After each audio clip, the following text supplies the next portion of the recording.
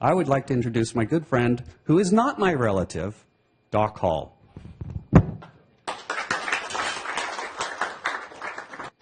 I'm going to fly through the early part of this, but a couple of comments first. I'm a judge for a thing called the PACE Award for Innovation in Auto Companies, auto suppliers. Software entries are always a huge problem. Where's the innovation? So to give you one, there was a partnership awarded this year to Dassault and Ford. Not an innovation award. We looked at that. It's a great piece of software.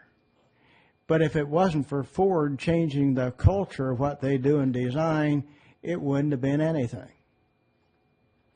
And so the innovation takes more than the tool. Only if it's applied as a tool, and then sooner or later I want to get down to reductionism in this and talk about that a little bit. No big answers. Good answer is a better question. Most of you have seen something like this before.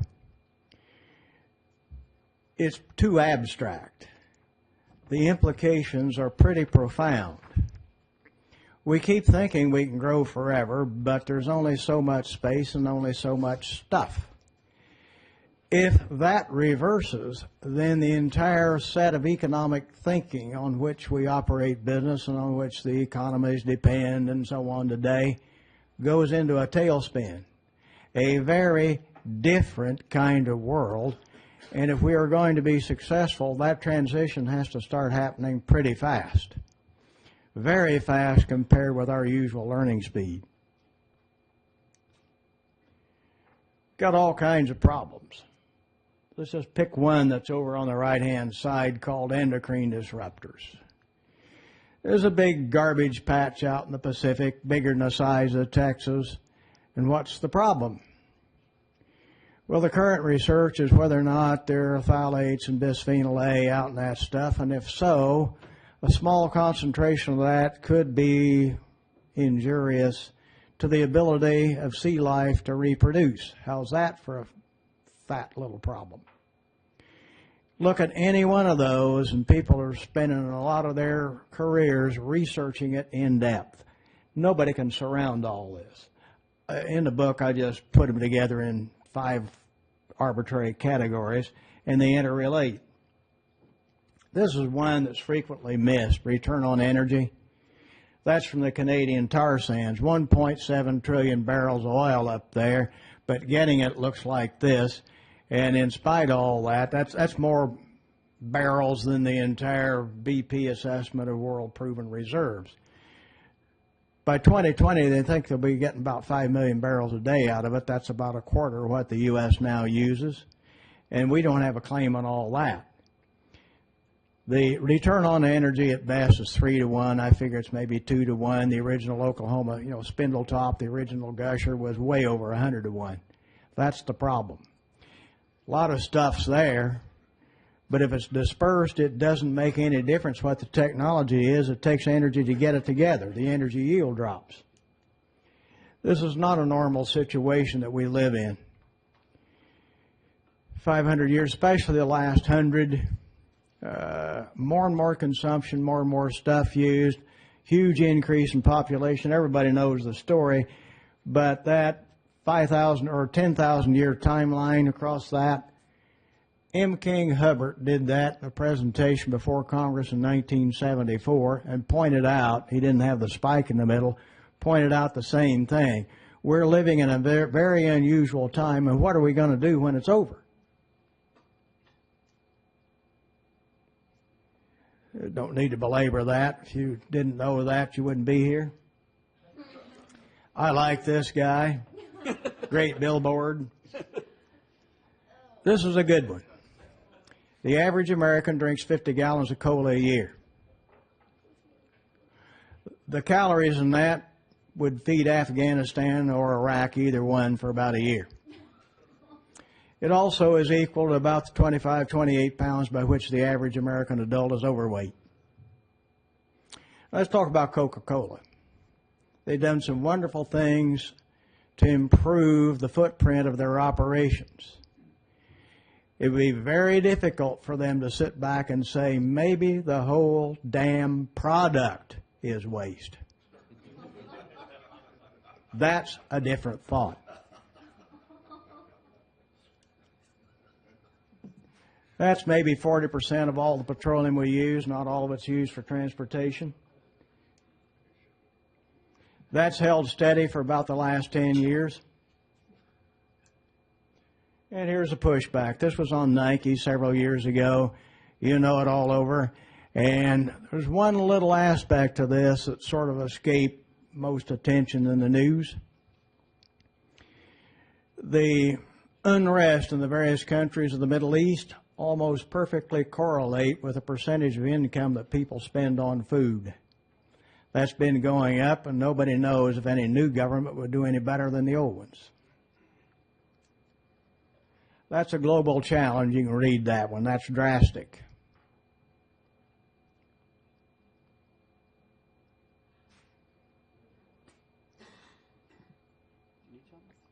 What? Did you need anything? Nope, don't need anything. Just let people read it. Why have something that drastic? Because you can't solve all these problems very quickly, and simply reducing the amount of stuff used begins to cut them down to size. We're not doing that. World energy grows from the last 10 years by about 21%. Europe and the U.S., energy usage was about flat. Where's most of that? India and China. That's not going to keep happening. Both they and we are going to have to start doing something different.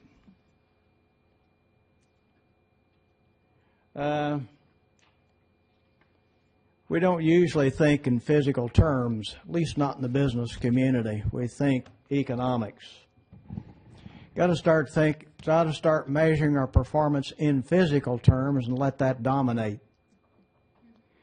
A lot of mythology in business. By the way, I taught in the School of Business for 32 years. I'm responsible for infesting the world with a hell of a lot of accountants.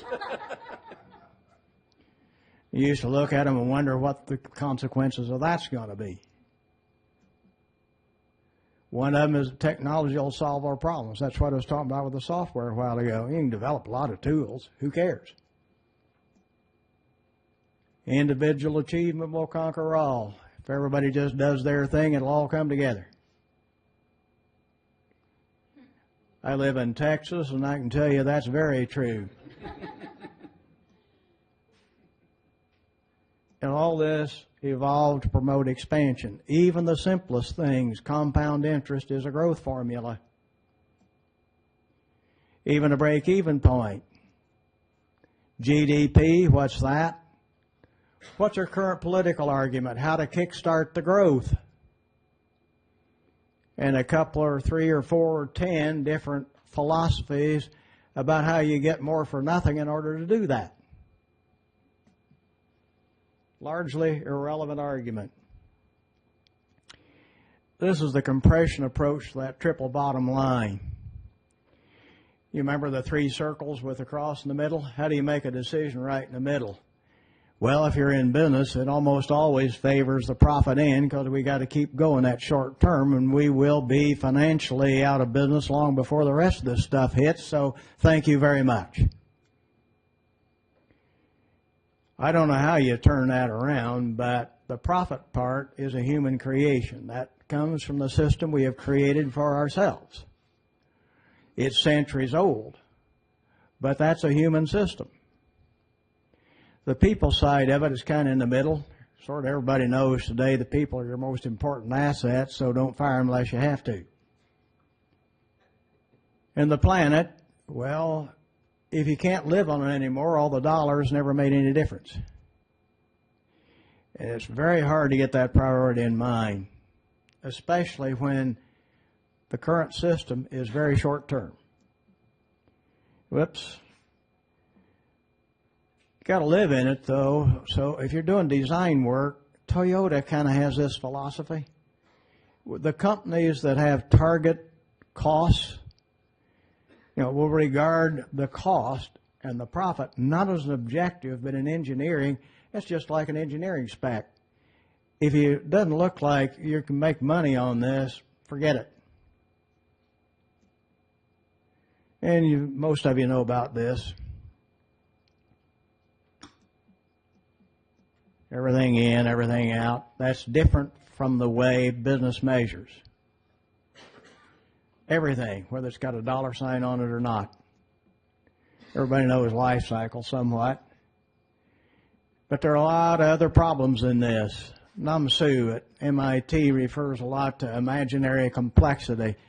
We make things complicated because we're part of the mix. And I only have a few of the icons on there that describe that imaginary complexity. We've got to be able to do a better job cutting through all that. I'm not going to describe all this. I will be happy to talk to anybody who wants to talk about it, but let's take in 2-3 points. Okay, at the top there, learning by discovery. That's in general, compression thinking, and then sort of expansionary thinking, my term for the current business thinking. We learn first by figuring out we're not the center of everything we observe. You remember, the changing of the world in astronomy? First discovery. We're not the center. Same thing's true in a company. You get a whole different idea of it when you figure the rest of the business environment and the rest of the world is not here to make my balance sheet look good. And so what we have is a part of a much bigger network. You can think of it as a business or a supply chain network or anything else. Huge difference in thinking and what you might decide to do. I know a good many manufacturing companies got 1 or 2 plants. Now they got this horrendous problem getting stuff in and out of the plant from all over the world. Why are we doing this? Expansionary thinking doesn't even deal with it. Second one down, seek reality. Data is good. How do you know any of it's true? We just talked about that with LCA. You look at some of that data, and I don't know whether somebody did a pretty careful analysis of that and actually took some data, or whether somebody stood in the doorway of the plant, held up their finger and said, yeah, it's about that, pencil whip that mother, and let's go home. Try to see what we do physically. We're trapped in our tools. I can see that with engineers all the time. Or just, this is PowerPoint, I hate it. It keeps telling me to do what it wants to do and not what I'd like to do. The last one is interpret reality in context. Try to get the big picture. Of course, the bottom line is fast feedback. That one's pretty obvious. Get it in context. You look at all the Deming circles and the DeMakes and so on. Where's a big problem using them?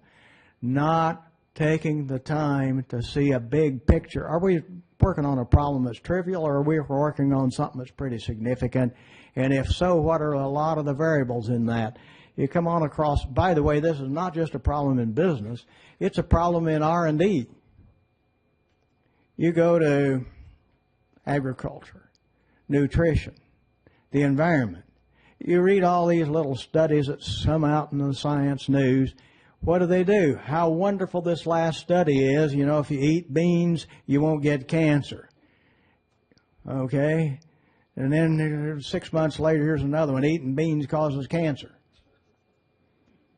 Why is that? Because they've got all kinds of noise in an environment that they don't sort out, and you never see in the news, well, almost never, see anybody take enough space to try to explain nutrition, for example, in any kind of context. That applies to business. It's reductionism, and reductionism is the plague of the academic world as well as business. The whole is not the sum of the parts. That's the problem with GDP or almost all business models. You know, you get this nice Excel sheet, and it all adds to one number in the bottom right-hand corner, and so all's right with the world. Baloney. Another one, more must be better. Bigger totals are better. Not so. It's how things work together that counts. That bottom one there, I know people that would try to monetize whether or not a crow flies off the fence. You know, that's crazy. So I'm out of time, but I'll talk with anybody who wants to talk about it because what Ken wanted me to talk about. How do we structure an organization to learn very quickly? So I've got this, and it's too long a discussion to continue here, but I'll end with this. Until the business, the organizations in business or government or anywhere else decides that the environment is their problem, not much is going to happen. That's a huge values change.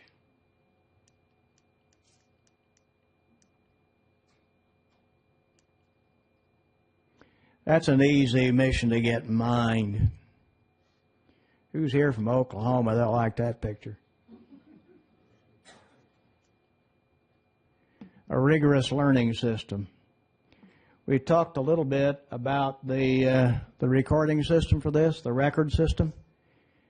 Very few organizations are really good at this. Almost none. What we do is scattershot, and then somebody's got to come in and they got to relearn the same old stuff, and they can't do it very quickly. And by the way, some learning is sort of tacit. It just doesn't happen quickly. That's a huge problem because the change we got to go through is faster than most of us are able to do tacit learning. Ask Toyota about that one. That's some kids from Tucson. And look at the lower corner. If you search around, you'll find the YouTube, I'm not going to play it, of the 6-year-olds going through the learning loop on how they can stop having fights on the playground. If they can do it, we can do it, and that's the critical factor. You can read that one, I'll quit. Doc, thank you very much.